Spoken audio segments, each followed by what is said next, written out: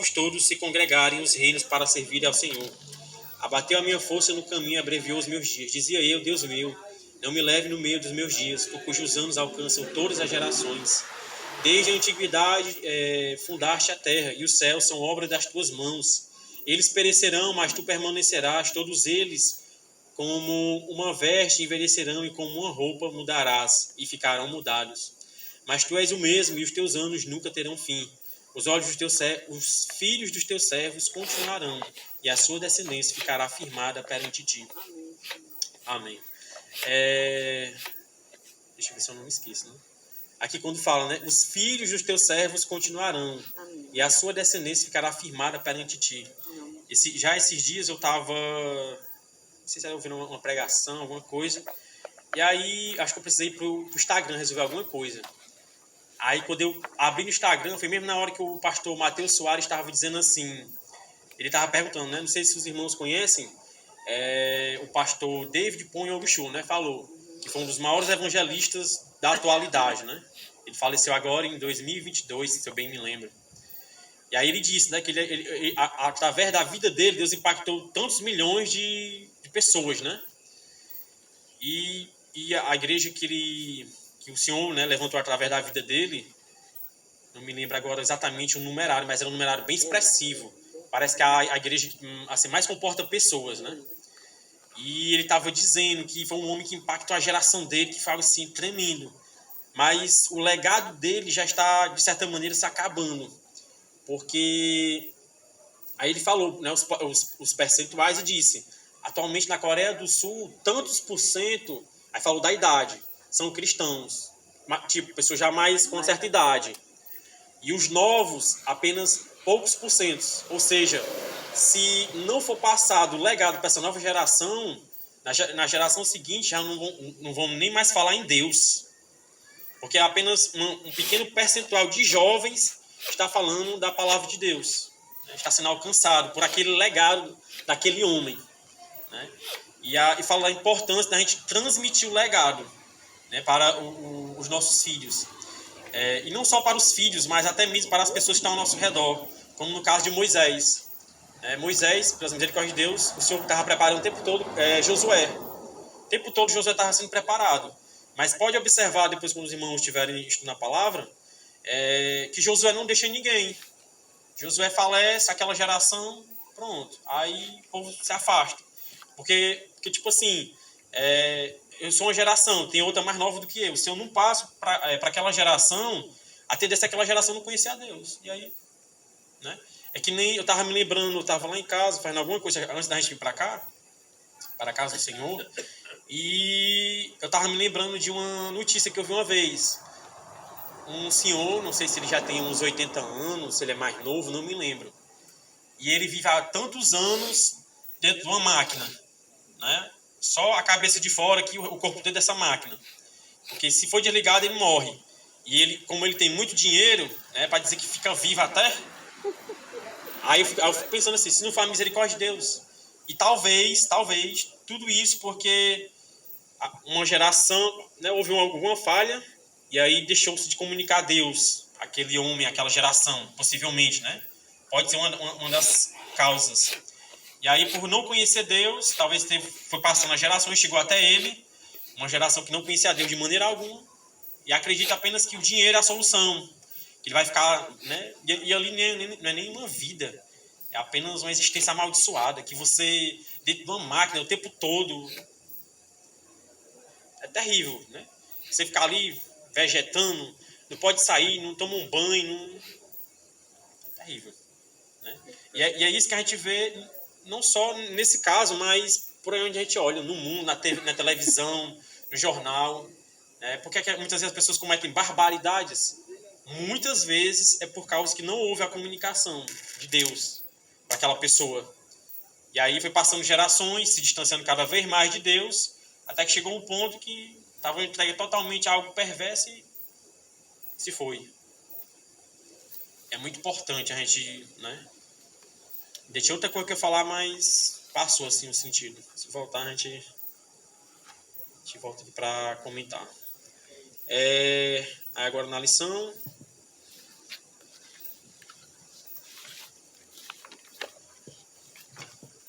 propriamente dita, né? Como já foi dito, a lição 7, a Trindade.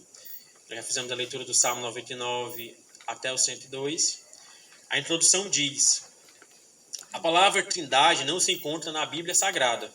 Ela começou a ser utilizada pela Igreja aproximadamente no quarto século depois de Cristo, a fim de combater as heresias, como também expressar de forma coerente com as Escrituras a pluralidade do único Deus Todo-Poderoso, El Shaddai, como a gente já disse em outros momentos, que no original hebraico, né? Que claramente se verifica na Bíblia, na pessoa do Pai, do Filho e do Espírito Santo, ou seja, a Trindade. Para compreendermos um pouco sobre essa doutrina, precisamos de fé, humildade e da ajuda do Espírito Santo. Eu diria não só para essa doutrina, mas para tudo na Bíblia, que nos ensina todas as coisas. Definição, né, de Trindade Santa. Trindade Santa, triunidade de Deus, ou Deus Trino, significa o Deus único e todo-poderoso, manifestado em 3 pessoas distintas. Cada uma delas com os mesmos atributos divinos, e essas 3 pessoas são o único Deus Todo-Poderoso. Observação: as testemunhas de Jeová não aceitam essa doutrina, porque para elas Jesus foi apenas um profeta, né? Não sei se eles acreditam que o Espírito Santo foi uma força, ou... Não, porque tem uns que acreditam que é uma força, tem uns que acreditam que é uma energia, né? E para eles, Deus mesmo é só o Pai, né? E aí, como é que a gente entende essa questão, né? Eu até falei isso já em outras lições. Quando fala aqui de 3 pessoas, um só Deus, não fala de alguém que está em fusão. Por exemplo, o irmão Gerson e a irmã Raquel são um, espiritualmente falando, né? Porque eles, através do matrimônio.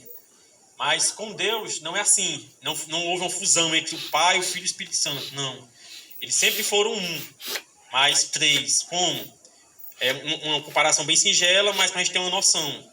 Nós somos compostos de espírito, alma e corpo, né? A gente não vê, mas esses 3 aspectos estão unidos aqui. Da mesma forma é Deus, né? O Pai, o Filho e o Espírito Santo. Eles são um. E um só Deus, 3 pessoas. Como eu já disse, espírito, alma e corpo. Né? Uma comparação bem singela para a gente ter uma noção. O versículo-chave, como já foi lido, a graça do Senhor Jesus Cristo, o amor de Deus e a comunhão do Espírito Santo seja com todos vós. Na lição não tem o amém, mas lá na passagem tem o amém. E eu quero falar sobre esse amém. Sim, aí aqui, né, a passagem é 2 Coríntios 13:13. E aí fala de comparação Lucas 28:19, que daqui a pouco a gente vai falar um pouquinho sobre isso. Aqui, quando chega no amém, os irmãos sabem o que é amém? Também, mas não só isso. Hã?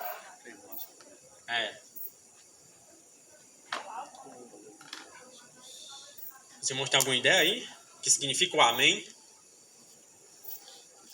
Ei, irmã Dida. Eu tenho, mas eu estou com tanta dor de cabeça que nem estou conseguindo raciocinar direito. Aí, Alguém quer dizer aí o que significa o amém? Também, de certa maneira. concordar? Também. Mas no seu significado assim, real, original, no hebraico, primeiramente, né, que eu descobri recentemente também. Amém é um acrônimo, né, ou acróstico. Que é quando você tem, por exemplo, tem uma frase, né? Várias frases, e aí você tirar as primeiras letras, que nem a gente falou até sobre a sentença de Jesus na cruz, né? Que quando Pilatos escreve lá, Jesus Nazareno, rei dos judeus, né? Quando tira a primeira letra, aí forma outra palavra, né? Que no caso ali de Jesus, o tetragrama de Deus, ou seja, Pilatos estava dizendo que Jesus era Deus, que ele é Deus, né? E aí foi por isso que os fariseus, os publicanos, saduceus, né? Eles ficaram irados, porque como pode dizer que esse homem é Deus, né? ele diz que escrevi. Que escrevi, é isso. mas justamente para se cumprir a palavra de Deus, né? Confirmando para os homens. E aí, amém é o acrônimo de El, Meler, Neeman, que na sua totalidade, né? Deus é fiel, Deus é rei, Deus é confiável. Que está dizendo, o meu Deus é rei fiel para cumprir em mim suas promessas. E de maneira bem resumida, Deus, rei fiel, né? Ou confiável. Ou seja, quando nós estamos dizendo, né? Estamos aqui numa oração, ou mesmo no culto, adorando, né? Prestando adoração, e a gente diz amém, sem saber, a gente está dizendo, meu Deus é rei fiel para cumprir em mim as suas promessas. E muitas vezes a gente passa despercebido. Por isso que é importante a gente ver no original hebraico. Porque no português a gente só vê migalhas. E no original tá o tutano. Então, o amém é um resumo, né? É um resumo, é o acrônimo, acróstico, né? Não, na verdade, é o resumo, tá certo. Tem um texto, né, formado, como eu acabei de ler aqui, né, que na totalidade, Deus é fiel, Deus é rei, Deus é confiável. O meu Deus é rei fiel para cumprir em mim as suas promessas. Aí é justamente El, Meler, Neeman, né, que aí tira as primeiras letras e forma Deus, rei fiel, né, que a gente dizendo que o nosso Deus é fiel para cumprir em nós as suas promessas. E aí, eu queria que os irmãos me dissessem o que é que está errado aí no teu versículo-chave. Ele tem também essa comparação, Lucas 28, 19. O que é que está errado aí? Que tem aí na lição? Jesus Cristo, amor de Deus. O que é que tem errado aí? Deus Pai. Hã? É Deus Pai, tá só Deus, não? Não. O quê? Quando fala aí comparação, Lucas 28, 19, não tem capítulo 28 em Lucas. Né? Só até o 24. E aí, aqui eu sei que foi um erro de digitação. Mas eu digo isso porque serve para nós estarmos atentos. Sempre a gente buscar checar as referências. Né? E principalmente quando a gente tiver em algum debate, alguma situação com alguém. A pessoa disser, né? Porque muitas vezes eu já vi, a pessoa diz, não, né? Começa a dizer uma heresia, não, tá na palavra. É que nenhuma vez teve uma pessoa que foi dizer uma heresia, não, tá na palavra. Aí a pessoa que estava lá entrevistando disse, aonde? Qual o livro? Aí, tal livro. Pronto, qual capítulo? Aí ficou, capítulo tal, certo, qual versículo? Chegou lá, não estava. Ou seja, todas as vezes que a gente estiver, seja estudando, e isso aqui serve para o nosso enriquecimento. Aí né? é heresia. O livro que eu tava lendo ontem. Era heresia porque a pessoa dizia uma coisa que não estava na palavra. Né? Ela usava a palavra só para se respaldar, mas não tinha lá na palavra. E aí o que eu estou despertando os irmãos é o seguinte, todas as vezes, seja numa lição, seja que você estiver debatendo com alguém, a pessoa disser, tem isso na palavra, então vamos lá, checar agora para a gente ver. Aí a gente verifica se realmente está lá ou não. Né? Porque, a não ser que a gente lembre, né? Por exemplo, o Senhor meu pastor não me faltará, eu sei que é o Salmo 23, está lá. Mas se eu não souber, ou se eu não lembrar, tem que ir na palavra para checar, para ver se realmente é aquilo. E a gente tem que tomar tanto cuidado, porque às vezes com a palavra eles lêem o versículo e fazem uma distorção tal que se não for Deus na nossa vida, a gente acredita. Porque é fácil a gente identificar uma coisa quando é muito na cara. Por exemplo, tem um determinado livro apócrifo que diz que a mulher para entrar para o reino de Deus precisa ser um homem. Então isso é uma heresia patente. Agora quando diz assim, o povo levantou Saul como rei e Deus levantou Davi, é outra heresia. Porque em Romanos 13 diz que toda a autoridade é levantada por Deus. Né? Então, foi Deus que levantou Saul, foi Deus que levantou Davi. Né? Então, são heresias. Quando é uma coisa assim, exorbitante, a gente percebe. Mas quando é uma coisa sutil, já é mais difícil. É por isso que a importância a gente estar constantemente conectado, atento, né? Pedindo a Deus discernimento. E tem a pluralidade de Deus. A palavra Deus nos mostra que apesar de Deus ser único, ou apenas um, em outras palavras, né, nos mostra também uma irrefutável evidência de pluralidade dentro da unidade de Deus. Isto é verificado em várias partes das Escrituras. El significa Deus. Esta palavra está no singular, mostrando apenas uma pessoa. Esta palavra aparece poucas vezes na Bíblia. E muitas vezes também é utilizado nos nomes das pessoas, né, para fazer uma referência à pessoa de Deus. Que nem Miguel, Rafael, Daniel, Samuel e vários outros nomes que terminam em El, né? Ou que tem El em algum momento do nome. 2. Elohim significa deuses. E aqui a gente não está dizendo que são vários deuses, né? Mas como foi dito, um só Deus, 3 pessoas. Está no plural, indicando várias pessoas. Esta palavra aparece na Bíblia 2.500 vezes. É evidente que a Bíblia não está apresentando nenhuma forma de politeísmo, pois a mesma condena. Ou seja, nós somos monoteístas e nós cremos somente em Deus, o Deus vivo todo-poderoso. Deus de Abraão, Deus de Isaac, Jacó, Deus Pai, Filho e Espírito Santo, que são apenas um. A palavra do Senhor está falando que o nosso Deus é pleno, é soberano, é todo-poderoso e é o único Deus que, para mostrar o seu poder, a sua glória, o seu amor, se manifestou, se manifesta e sempre se manifestará nas 3 pessoas da Trindade Santa, nunca deixando de ser um só. Então disse Elohim: façamos um homem à nossa imagem e semelhança, conforme a nossa semelhança. Gênesis 1:26. Vinde, desçamos e confundamos ali a sua linguagem. Gênesis 11, verso 7. Quando fala aqui dessa passagem de vinde, desçamos e confundamos ali a sua linguagem, fala da Torre de Babel. E tem um vídeo que eu vou ver se eu coloco até no grupo da igreja, que é falando sobre essa Nimrod e a mãe dele. Não tem a medalha das Olimpíadas, que tem uma mulher, né? A nota de R$1, a nota de real, que tem uma mulher também, né, com aquele símbolo romano, né, em volta aqui daquela coroa. A Estátua da Liberdade, aquela personagem que aparece no início de alguns filmes também, né, uma mulher. Todas elas aí fazem referência à mãe de Nimrod, Semiramis, eu acho que é o nome dela, né? E aí esse vídeo é uma moça, assim, pelo que dá a entender, ela é bem estudiosa da palavra de Deus. Ela já foi até, acho que foi no Cairo, né? E ela entende bastante essa questão histórica. E ela vai explicando, né, que essas diversas religiões, né, romana, grega, tudo isso aí tem uma origem final lá em Nimrod e na mãe dele. Porque quando eles levantaram a Torre de Babel, eles disseram assim, como o sol refletia em Nimrod, né, lá na torre, lá no alto, aí ele se auto-intitulava o Deus Sol.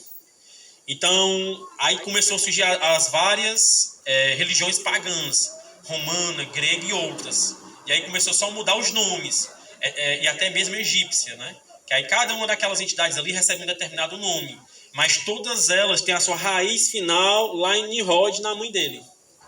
Que Nimrod parece que matou o pai, ficou com a mãe, aí parece que o tio dele foi e matou ele, assim, em termos históricos, né? Aqui não está na palavra, mas em contexto histórico. E aí ele morreu e aí ela teve um filho dele e disse que ele tinha ressuscitado, de onde também surgiu a questão do espiritismo, né? Tem as suas raízes.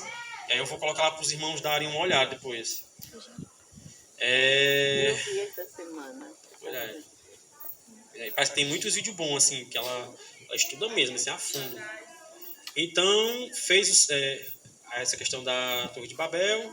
Desta forma, devemos crer em um Deus que consiste em mais de uma pessoa, no Pai, no Filho e no Espírito Santo. Isto é bastante claro nos textos acima, como em muitos outros. Salmos 45, versos 6 e 7, 110, verso 1, 2. O Pai é o Deus Todo-Poderoso. A Bíblia descreve o Pai como único Deus e, portanto, não deixe de ser uma pessoa distinta em suas ações. Jeová é o Pai, que cria, que transforma, que faz tudo novo, né? Que faz de novo. Isaías 64, verso 8 e Gênesis 1, 2. Jeová é o Pai Redentor, que redime o homem dos seus pecados. Isaías 63, 16. 3. Jeová é o Pai que julga todas as coisas. 1 Pedro 1, 17, Juízes 11, 27, Salmos 7, verso 8 e 58, verso 11. 4. Jeová é o Pai Celeste, que está nos céus. Mateus 6, verso 26. 5. Jeová é o Pai que mandou seu único filho, João 3,16, que diz, né? Porque Deus amou o mundo de tal maneira